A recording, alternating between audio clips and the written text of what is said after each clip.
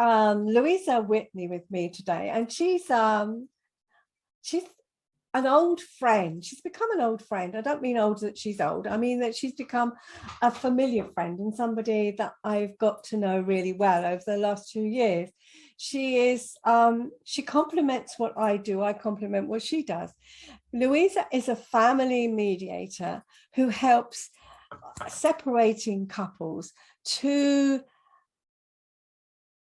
I'll get it right in a minute. To create tailor-made solutions. And I think this is lovely. She is a qualified lawyer, but she helps couples connect once they decided to part. Whereas my idea is that I hope couples can communicate better when they're together, but they do sometimes part. So yeah. I think the conversation we last had when we were out was that communication and how it creates so many complications, so many difficulties. Would you agree, Louisa? I know you will. I definitely do, Wendy. And thank you for your lovely, lovely introduction. It's great to be here. Especially as I stumbled over what you did. I thought that was brilliant. Yeah. Yeah, so we had that conversation when we met a few weeks ago, didn't we, about how miscommunication, lack of communication, etc., creates so many problems. What is it, the big thing that comes up for you, do you think? I think the biggest thing that comes up in the mediation room is that usually a relationship has been breaking down for a little while, and what tends to happen is that the parties involved stop communicating with each other, but they kind of fill in the blanks in their head about what the other person's thinking, what the other person's feeling, and they take bits of what's happening as evidence that what they're thinking about what the other person's thinking is true. So even by the time they get into the mediation room, there can be so many misconceptions, miscommunications, and misunderstandings about what each person wants, what each person's feeling, things that the other person might have said, what their meaning was behind that. And particularly what they want to achieve from the separation, which can often create lots of fears in people. So you can be starting from sort of quite a backward standpoint in looking at what each person wants and what their understanding is of what the other person wants. Yes, and I would agree in the same principle, because people have got into bad habits and they think they know what the other person is going to say. Or I think the other thing is that they've dragged other stuff, either from previous relationships or from their own lives. They drag it into the relationship and they've already decided what the other person is going to say or thinks, or yeah. Definitely. You know, we all have baggage that comes with us from things that have happened to us.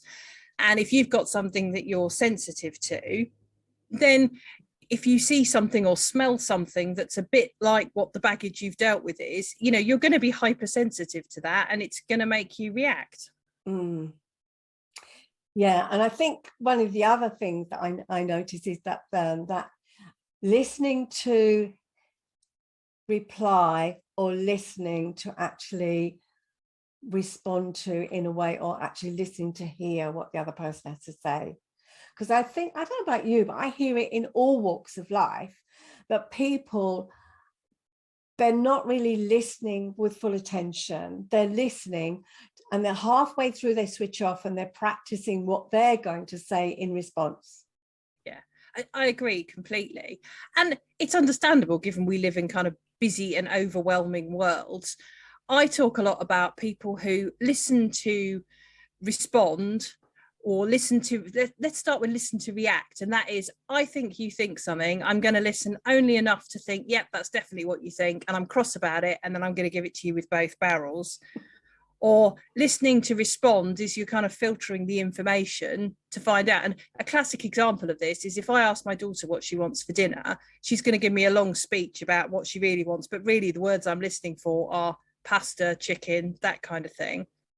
Too often we don't listen to properly understand what it is the other person's saying, or, you know, what it is they're trying to communicate.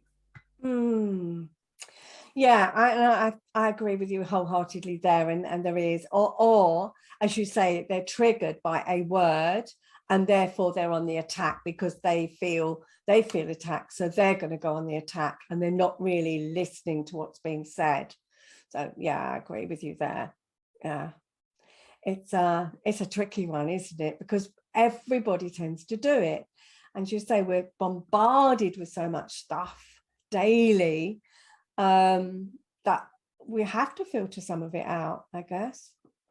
Yeah, I one of the conclusions I've come to lately, and I speak from personal experience on this, is that sometimes we don't realize how overstimulated we are. You know, you can have a conversation with someone, you've got a worry kind of bubbling away in the background, you're on your phone, you've got an email you've got to deal with, you've seen something on social media. That is an awful lot of things to be dealing with within a short space of time. And often we don't realize how much we've got, how many browser windows we've got open in our heads, to sort of use a phrase. Mm. Yeah, and I think about, our hard drive is it's ready to crash.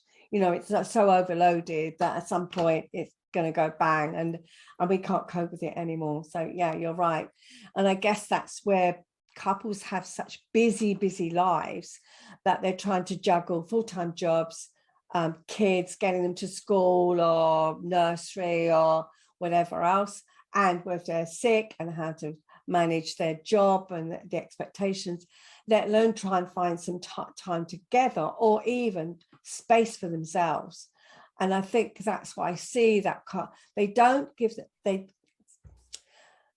themselves the space, or the other pressures outside don't allow the space for them to actually stop and be able to think reasonably and listen, and take that time out for themselves and each other.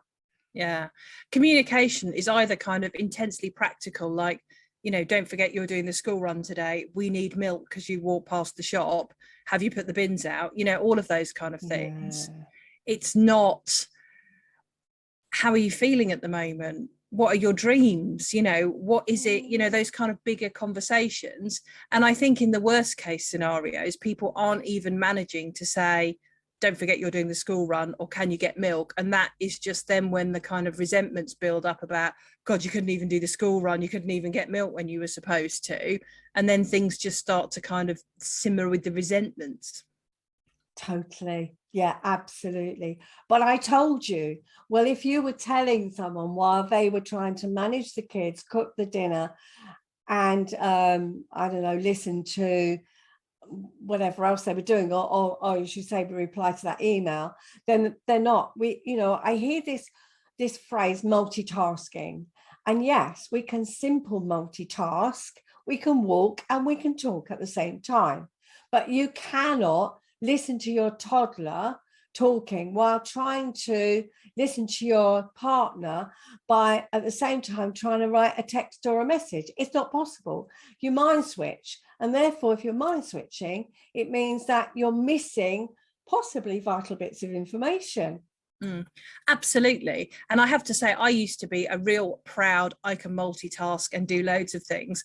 And I have had to accept over the last few years that actually walking and talking is probably about as many things as I can do together. And if I'm typing an email or a text message and someone wants to talk to me, they're either going to have to wait or I'm going to have to stop typing it, because I just can't do it. And it really, I've noticed how much I feel overstimulated when that happens. And I think we just need to be aware of that and give ourselves a bit of a break, because we're just managing too many things at any one time. And often it feels impossible to put things down, but sometimes we have to. And that can require sort of thought process that again requires communication. So sometimes one person is thinking, I want to live differently, but they don't have any space to have that conversation. Yeah, exactly right. And I think it is, that's complex multitasking. It's not a failure in us, it's just our brain can't do it. That's it, end of. So let yourself off the hook there, Louisa. It's not that you're not able to do it anymore. You probably never could. You just fooled yourself you could. It's just the brain cannot do it, and that's it. You can prove it to yourself. You can actually try and watch something on television and write an email at the same time and see how much you miss out. It's not possible. So yes, women always pride themselves on being able to multitask, but they're simple multitasking. The stuff that you can do together, like wash up and scream at the kids, if that's what's going on. Yeah, we do fool ourselves. Yeah, it's tricky. And I think one of the other things that I find so often is misunderstanding of a word or a phrase. Yeah. Because we've grown up in our family system of origin and a particular word has had a meaning, and then you relay that to somebody else and that could have a completely different meaning. And that can really, really cause so many problems, can't it? I have to say that resonates with me a lot, because my husband and I grew up in different areas of the country, and I cannot tell you the amount of times he's come out with a phrase and I've just stood there thinking, what on earth do you mean? I have never heard this phrase ever. What are you talking about? And we then have to kind of unpick what he means by it and then work it out. And it's always funny because it's just these kind of phrases that he thinks are really common and I don't, but absolutely. And you tend to read anything in line with your view of the person that's saying it or texting it to you or whatever. And that's definitely one of the things that comes up in my work, because if you automatically think someone is, I don't know, let's say that they're cross with you about something and they send a message about something, you'll assume it's cross, even though for them it was just, I only had 2 minutes between these meetings and I needed to reply. Yeah. Oh, and if we lead on to texting, oh my goodness me. I always think the written word is one-dimensional and can be read in so many different ways, depending on the person who's writing it, the phrases that are used, and the person receiving it. Boy, does that lead to some arguments. Absolutely, it does. And, you know, as I say, partly because you're reading it in line with the other person, but also silly things. Like I remember having clients where one of them used to complain that the other one sent messages very late, and that they found really difficult because they were just about to go to bed and then they'd worry about it. Whereas the other person's point of view was, well, do you know what? I'm at work all day. I've got to get the children to bed. That's often the first time that I get to talk about these, to actually think about things and then reply to the message that had been sent maybe earlier in the day or perhaps, you know, a few days earlier. And so often it's about managing that kind of communication and texts. If you don't want to get texts from a certain person before you go to bed, then, you know, putting a boundary on your phone or not looking at them or things like that, it just can be really helpful. Just because someone wants to send a message then, that doesn't mean that's when you've got to read it. Yeah, and I think that is one of the biggest things, isn't it, with modern technology, that instant, you know, if the phone rings or a text comes in, people just pick it up. There's no filtering, no boundaries. I mean, I could be with somebody having a conversation and suddenly their phone will ring and there's not an excuse me, do you mind or anything. I've been with clients who completely ignored me. They picked up the phone, they've seen a text or taken a message, they've talked amongst themselves, and I'm sitting there thinking, excuse me. Yeah. And it's weird. Yeah. I just find that you've got, you know, that has to, it's got to be answered now, whereas actually it doesn't. Yeah. It doesn't. And I think that is another thing, so many pressures on us. I think phones are so distracting as well. I mean, I was talking to a friend who was saying that they were talking about something and the person they were with had picked up their phone to check something for the conversation they were having and had then got completely distracted by things on their phone. And they said they sat there for nearly half an hour waiting for them to be put to the phone. And it is just, you know, I've done it myself. You pick up your phone because you need to do a particular thing and then there's a notification, there's something else. And before long, you've forgotten what it is you need to do. Yeah, it kind of, it's that added, isn't it, just that added kind of crazy thing of you get to the top of the stairs to get something, you pick up something else and you forget the thing that you went upstairs for. It's that kind of scenario, isn't it? But with a phone, you're right, there are too many distractions. I hear what you're saying, those notifications. I guess it is a case of, unless you have to, switch the damn things off because they are so distracting. But then I think even with couples, I find that that people get really upset with each other if they don't get a response immediately. Yeah. You know, well, you're not bothering, you don't consider me important, you know, what's wrong, and all of those things. And you just, that adds just to the upset and the distraction and the worry and everything else that goes on, and the arguments as well. Yeah. And there's that kind of irony, isn't there? Of, I want you to be someone that will respond to messages quickly, but if we're spending time together and you pick up your phone to respond to somebody else's message quickly, then I'm going to be quite annoyed that you're not kind of connecting in with this time. It's you know, it's a difficult thing to manage, and I don't think there's a right way or a wrong way, but perhaps we all need to do it more consciously and mindfully than we actually do, and think about boundaries with all aspects of our life, really, our phones, you know, our demands that are placed upon us.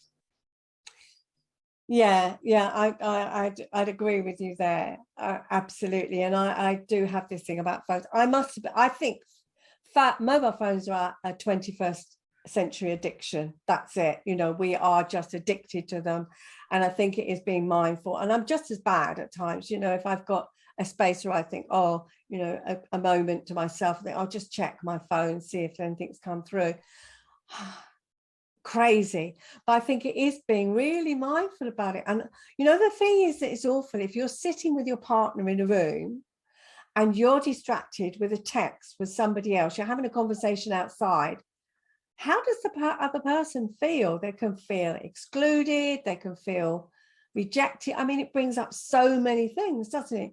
You can't be bothered to talk to me, you're not investing in our relationship, but you've got time to talk to Jane down the road or something you've only seen earlier today, or and I just think, well, how do you expect your relationship to have any value, or you're investing in it, if you're just going to do that? I don't know if I'd go as far as sometimes it's almost cheating. I don't know, there's a bit of it that in my head going, but you're actually rather spend time with somebody else. Is that, I know we can look at cheating in all different ways, but you're not actually talking to me, you're excluding me, and you're bringing somebody else into the relationship who is actually feeling excluded. Weird. I know it's, and there's so many tensions that come up, and obviously from your point of view you're trying to sort of help people iron them out, whereas in my point of view they've been insurmountable, but they often are played out in the mediation room. I think it highlights two things to me. One is the fundamental difference between listening and feeling listened to, because someone can say, I am listening to you, I'm just trying to finish this off. But if you don't feel heard and you don't feel that someone is listening to something that you think is important, then that can make you feel pretty rubbish, and that you are not important or valuable to that person. I also think it raises questions about the priorities that we have, and again, all the things that we're trying to juggle. You know, sometimes if you think that something is one of your top priorities, then you've got to juggle things down a bit. And actually sometimes I wonder whether there's even an exercise in looking at what your priorities are, what your values are, understanding those as a person, so you're not trying to keep everything at number one. You do know, right, my family is my, you know, my top priority. So when I'm with my family, I am not going to go on my phone, or I'm only going to go on my phone for, you know, an hour in the evening, whatever it is. It's that, you know, this is time when other things don't matter. This is what matters here. And again, that comes back to being mindful and conscious of having that awareness that they are a priority, and you want to show people that they're a priority. But it's not always easy when you feel like you're firefighting and sinking. No, and I agree, and I think it is, and we're talking about family life, that's a much bigger pressure, I think, on people these days who do have families and high-powered jobs or demanding jobs, and just trying to juggle everything, I think is very, very difficult. But you're right, I think it is making that connection, but it's that connection that is meaningful and set aside. And it, you know, connecting just for 5 minutes a day makes all the difference. And I think that's it, letting the other person know that they really matter, that you really do care about them, whether it's your partner, your child, your friend, whoever you're with, letting them know that they do matter. And I think that's That's such a big thing. It Yeah. doesn't take a lot. And it comes back to kind of, I suppose, being in the moment, and whoever you're with at that moment, giving them your attention, because it's about that moment, and it's not about making arrangements for the next moment or whatever you're doing. It's that you're there and that person's getting your attention. Yeah, I would agree wholeheartedly. Yeah. And I just want to kind of go on to another thing that I notice a lot when I'm with a couple, and I ask one of them how they're feeling, and you can see that they're trying to explain how they feel about the relationship, or what's going on, or their distress. And I ask their partner, what does it feel like right now hearing what your partner's saying? And what I get 9 times out of 10 is, I've heard it so many times before. And they just brush it aside, rather than, no, I'm asking, what does it feel like right now? And sometimes I still get the same response, but there are other times when I get a sense that they have the ability then to really connect and step into the other person's shoes. Yeah. And I think that's what gets missed, because, I've heard it all before, and they blank it out. And yeah, they're just going on and on and on. But actually, they're not listening. They're just gone, it's just a monotonous rubbish that I've heard it all before. And they switch off. Yeah. So you get the result of that when you're trying to get them to part amicably, or in a way that suits them and is better and healthier. Yeah, definitely. And I think there's an element sometimes that people, we as humans can find other people's feelings quite difficult to deal with. And I think particularly if you as a couple have hit against a particular issue, and I think a lot of couples have the same argument over and over again, and it starts differently and it sounds different at the start, but ultimately it's the same argument. And I think people do kind of tune out a bit and don't find a way forward. And so that again repeats itself in the mediation room, because for exactly the reasons you've been saying, the person doesn't feel heard, they don't feel that their emotions have been witnessed, and it can sometimes become a fundamental issue in the separation. So I think differences in parenting is often something that comes up in my world, and differences between couples. So then that obviously feeds into making arrangements when you separate as to what the children might need, what they need from mum and dad. And then they have different views on that. And then that's just kind of throwing salt in the wound of things that were difficult during the separation. And you can get exactly the same things play out in mediation. One person's very upset and the other person is a bit, I've heard it all before, I don't want to hear it now.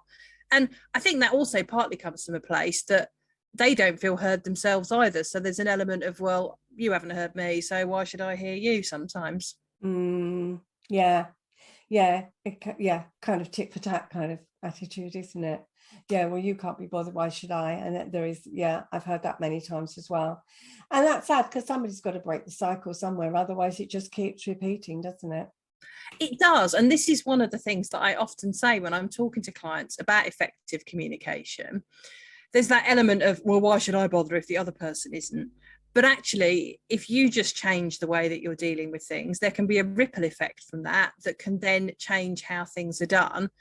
I talk a lot about the what I call the 4 C's, so the 4 pillars of effective communication, which are calm, constructive, conscious, and compassionate.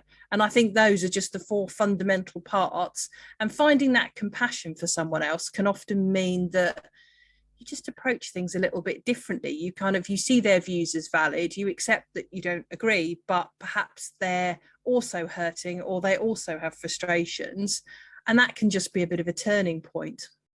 Yeah, it is. And I see the same. It's if we can't make somebody else change, we haven't got that ability. But by changing things ourselves, as you say, it so often creates a ripple effect, and it elicits a different response from the other person, because they're getting a different experience. So yeah, it is. I agree with you. I mean, it's like you banging your head against a brick wall. If you keep doing it, you're going to get the same result. So if you stop banging your head against a brick wall, thought about it, and how maybe thinking about, well, perhaps if I used a hammer instead of my head, I might get the nail in. I love the metaphor, Wendy. Yeah. I mean, I talk about, there's a quote that I think is attributed to Albert Einstein that says the definition of insanity is doing the same thing over and over again, expecting a different result. And, you know, you have the same conversation, the same things. It is exactly like banging your head against a brick wall. And let's face it, it's not much fun, is it? No. And you certainly won't get the nail in the wall either. No, you'll just get a headache. Oh, Louisa, it's been just really good talking to you today. And I think we've talked about some really tricky things, but I think quite lightheartedly as well. And hopefully people will find it, yeah, not such heavy going, because I think it can be heavy going. We just sit there and say, when are you going to do something different? How are you going to make some changes? How about you try thinking about your communication, you know, the way you do communicate, and what could you do differently to get a different response and outcome? Yeah, I just think people could do that so readily. Yeah, definitely small changes. And as we know, you know, what I think there's another saying, isn't there, about from acorns mighty oaks grow. Exactly. Yeah, exactly. I agree with you. It's been absolute delight talking today, Louisa. Thank you so much. How's an easy way of people getting in touch with you?